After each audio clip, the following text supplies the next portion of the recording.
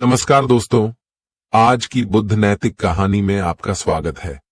हम महात्मा बुद्ध के जीवन से जुड़ी घटनाओं को कहानियों के माध्यम से आपके सामने लाते रहते हैं। महात्मा बुद्ध की कहानियां बहुत ही अनमोल ज्ञान और शिक्षाओं से भरी हुई हैं। वैसे तो कहते हैं भगवान ने किसी को गरीब नहीं बनाया है, उन्होंने हर किसी को इतना दिया है कि वो अपना जीवन गुजार सकें, और अगर किसी को जरूरत से कम भी दिया है तो भगवान उसके लिए कुछ न कुछ ऐसी व्यवस्था कर ही देते हैं। उनका जीवन चलता रहता है। हम अक्सर दूसरों की अमीरी देखकर अपनी अमीरी और गरीबी का अंदाजा लगाते हैं।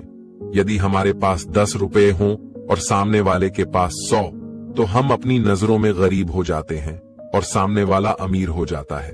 हम यह नहीं सोचते कि एक व्यक्ति कितनी मेहनत से रुपए कमाता है, 100 काम कर रहा है, उसकी जरूरतें क्या हैं। हम तो बस दूसरे की दौलत देखते हैं और अपनी राय बना लेते हैं।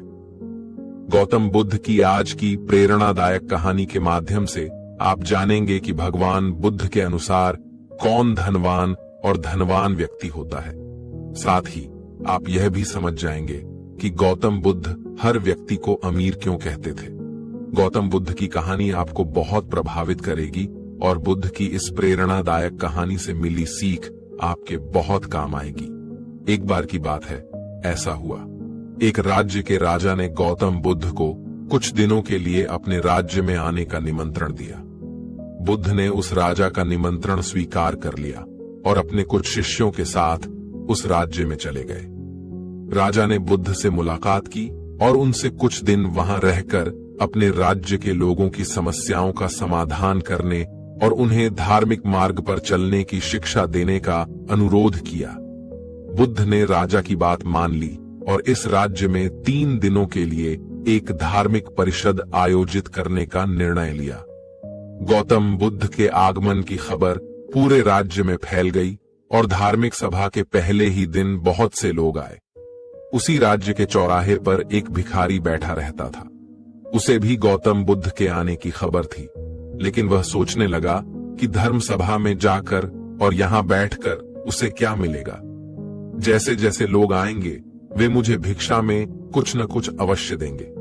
पहले दिन कई लोग आए और इस भिखारी ने अच्छी खासी कमाई की। अगले दिन फिर वही क्रम जारी रहा। भिखारी ने भीख मांगने के साथ साथ यह भी देखा कि धार्मिक सभा में जाते समय लोग उदास और दुखी हो रहे थे और उन्होंने उसे कुछ दिया भी नहीं। जब वह बुद्ध से मिलकर वापस आता है तो बहुत खुश दिखता है और खुशी खुशी भिक्षा भी देता है। यही सोचते सोचते दूसरा दिन भी बीत गया। तीसरे दिन जब बहुत कम लोग आए तो भिखारी परेशान हो गया। उसने कमाई नहीं की। उसने सोचा कि बुद्ध तो सबकी समस्याओं का समाधान दे रहे हैं, तो क्यों ना मैं भी उनके पास जाऊं और अपनी गरीबी दूर करने का उपाय पूछूं। ऐसा सोचकर वह भी धर्म सभा में गया, लेकिन वहां लंबी कतार थी। बड़ी मुश्किल से उनकी बारी आई। बुद्ध के पास पहुंचकर उसने प्रणाम किया और कहा, प्रभु, इस गांव में सभी लोग सुखी हैं और सभी लोग धनवान तथा सुख सुविधा संपन्न हैं, फिर मैं गरीब क्यों हूं? तुम गरीब हो क्योंकि तुम हमेशा दूसरों से मांगते रहते हो, लेकिन कभी किसी को कुछ नहीं देते हो। भगवान बुद्ध ने उस भिखारी को देखा। आपको लगता है कि लोग तुम्हें भीख में बहुत सारा धन देंगे, लेकिन आप किसी को बदले में कुछ भी नहीं देना चाहेंगे। ये सुनकर भिखारी बड़े आश्चर्य से बोला, हे प्रभु, क्या मैं लोगों को कुछ दूंगा? मैं भीख मांगकर ही गुजारा करता हूं। मेरे पास देने को आखिर है क्या? बुद्ध कुछ देर के लिए चुप हो गए और कुछ देर रुककर बोले, तुम बहुत मूर्ख हो। भगवान ने तुम्हें और हम सभी को किसी को देने या दूसरों के साथ बांटने के लिए बहुत कुछ दिया है। आपने एक मुस्कान दी है जिसे आप दूसरों के साथ साझा कर सकते हैं और उन्हें आशा और उम्मीद दे सकते हैं। तुम्हें आवाज दी गई है जिससे तुम मीठे बोल बोलकर लोगों की प्रशंसा कर सकते हो। तुम्हें 2 हाथ दिए गए हैं जिससे तुम दूसरों की मदद कर सकते हो।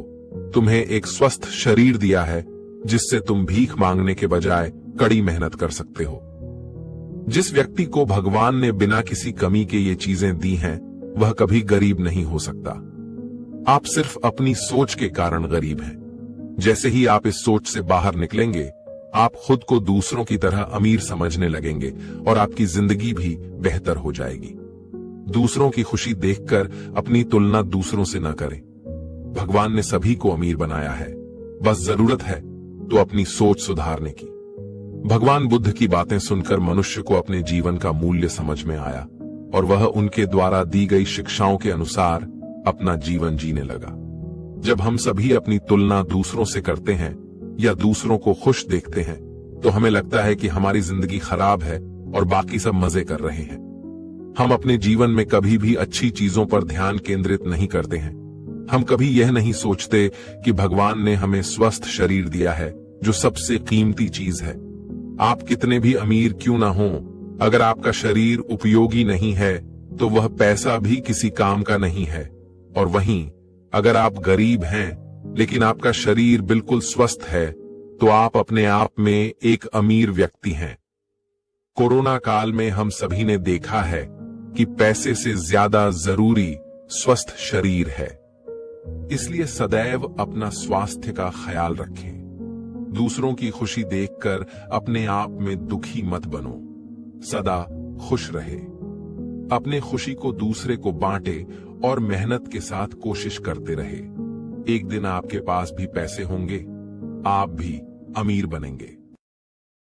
उम्मीद है कि वीडियो आपको अच्छा लगे तो लाइक करें, शेयर करें और इस तरह नॉलेजेबल वीडियो देखने के लिए चैनल को बिल्कुल फ्री में सब्सक्राइब करें और नए वीडियो नोटिफिकेशंस के लिए बेल घंटी को जरूर दबाएं।